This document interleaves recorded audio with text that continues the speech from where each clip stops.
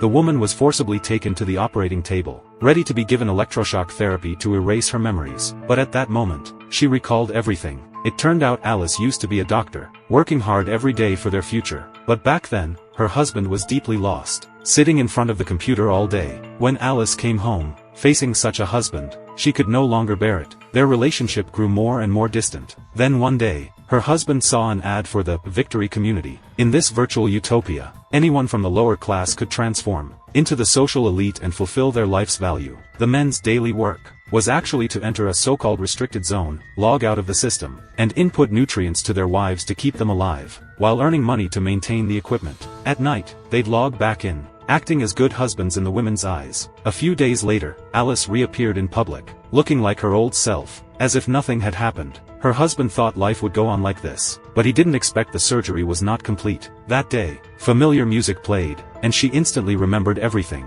This world was virtual. She hated her husband for stealing her real life. It was my life! My life!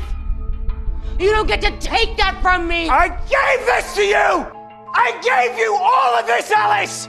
We are lucky to be here!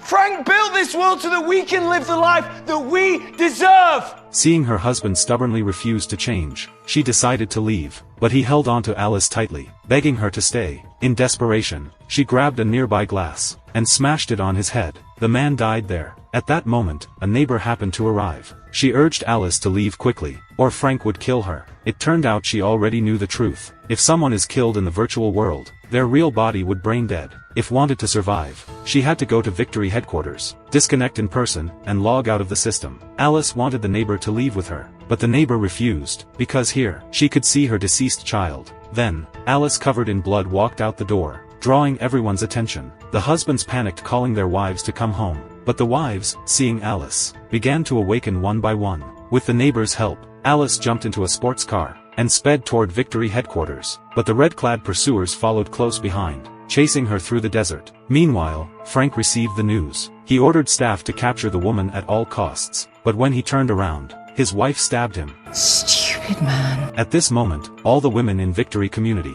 had awakened. Alice was rushing toward the mountain, but her car broke down halfway up. With time running out, she had no choice but to escape on foot. The red-clad pursuers closed in. Alice ran all the way to the mountaintop, but suddenly hesitated, recalling all these days. Yet, in the last moment before capture, she placed her hands on a mirror, successfully disconnected, and logged out of the system. The movie ends here.